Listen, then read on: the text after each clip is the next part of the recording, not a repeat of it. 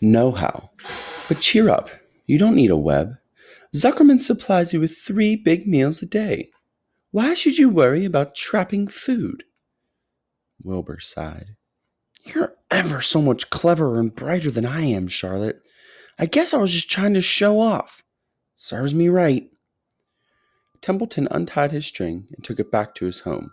Charlotte returned to her weaving. You needn't feel too badly, Wilbur, she said. Not many creatures can spin webs. Even men aren't as good at it as spiders, although they think they're pretty good, and they'll try anything. Did you ever hear of the Queensboro Bridge? Wilbur shook his head. Is it a web? Sort of, replied Charlotte. But do you know how long it took men to build it? 8 whole years. My goodness! I would have starved to death waiting that long. I can make a web in a single evening. What do people catch in the Queensboro Bridge? Bugs? Asked Wilbur. No, said Charlotte.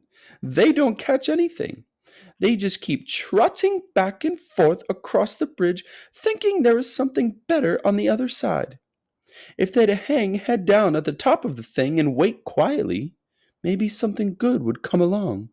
But no, with men it's rush, rush, rush, every minute. I'm glad I'm a sedentary spider. What does sedentary mean?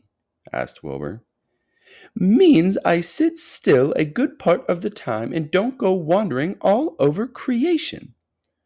I know a good thing when I see it, and my web is a good thing.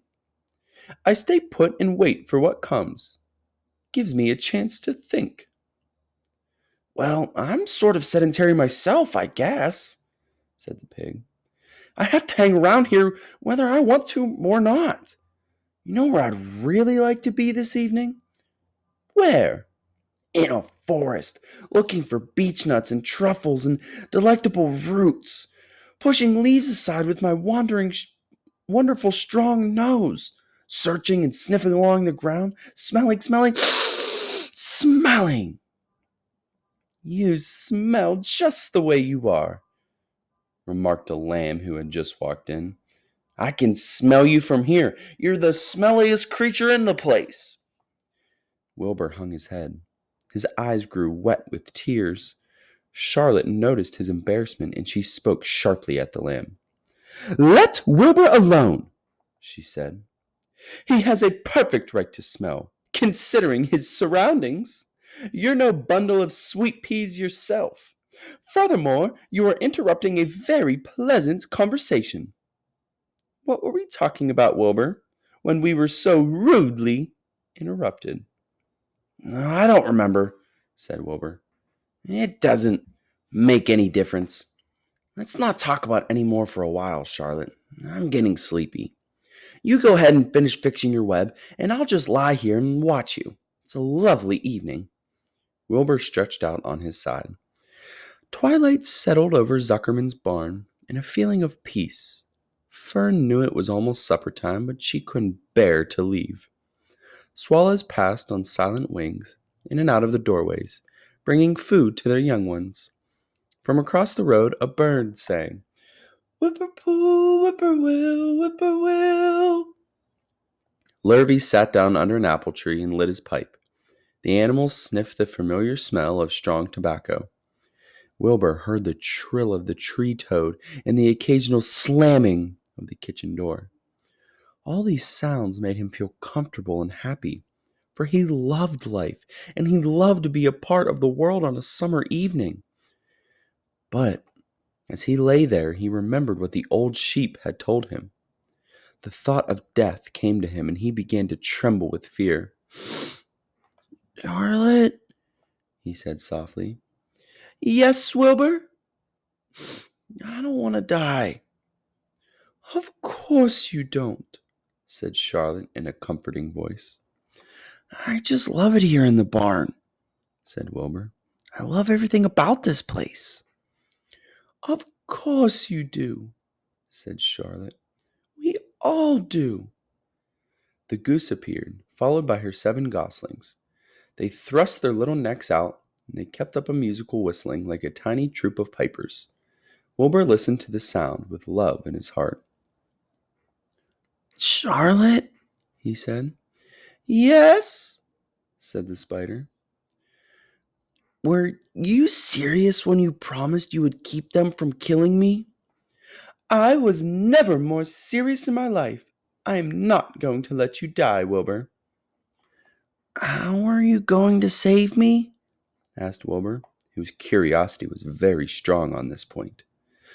"Well," said Charlotte vaguely, "I don't really know, but I'm working on a plan." "That's wonderful," said Wilbur. "How's the plan coming, Charlotte? Have you got very far with it? Is it coming along pretty well?" Wilbur was trembling again, but Charlotte was cool and collected. "Oh, it's coming all right," she said lightly. "The plan is still in its early stages and hasn't completely shaped up yet, but I'm working on it." "When do you work on it?" begged Wilbur. "When I'm hanging head down at the top of my web. That's when I do my thinking, because then all the blood is in my head." "I'd be only too glad to help in any way I can." "Oh, I'll work it out alone," said Charlotte. "I can think better if I'm alone." "All right," said Wilbur, "but don't fail to let me know if there's anything I could do to help, no matter how slight." "Well," replied Charlotte, "you must try to build yourself up. I want you to get plenty of sleep and stop worrying. Never hurry and never worry. Chew your food thoroughly and eat every bit of it, except you must leave just enough for Templeton. Gain weight and stay well. That's the way you can help. Keep fit and don't lose your nerves. Do you think you understand?" "Yes, I understand," said Wilbur. "Go along to bed then," said Charlotte. "Sleep is important." Wilbur trotted over to the darkest corner of his pen and threw himself down. He closed his eyes. In another minute, he spoke. "Charlotte," he said. "Yes, Wilbur?" "May I go out to my trough and see if I left any of my supper? I think I left just a tiny bit of mashed potato." "Very well," said Charlotte, "but I want you in bed again without delay." Wilbur started to race out to his yard. "Slowly, slowly," said Charlotte. "Never hurry and never worry." Wilbur checked himself and crept slowly to his trough. He found a bit of potato, chewed it carefully, swallowed it, and walked back to bed. He closed his eyes and was silent for a while.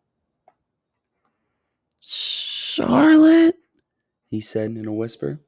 "Yes?" "May I get a drink of milk? I think there are a few drops of milk left in my trough." "No, the trough is dry, and I want you to go to sleep. No more talking. Close your eyes and go to sleep." Wilbur shut his eyes. Fern got up from her stool and started for home, her mind full of everything she had seen and heard. "Good night, Charlotte," said Wilbur. "Good night, Wilbur." There was a pause. "Good night, Charlotte." "Good night, Wilbur."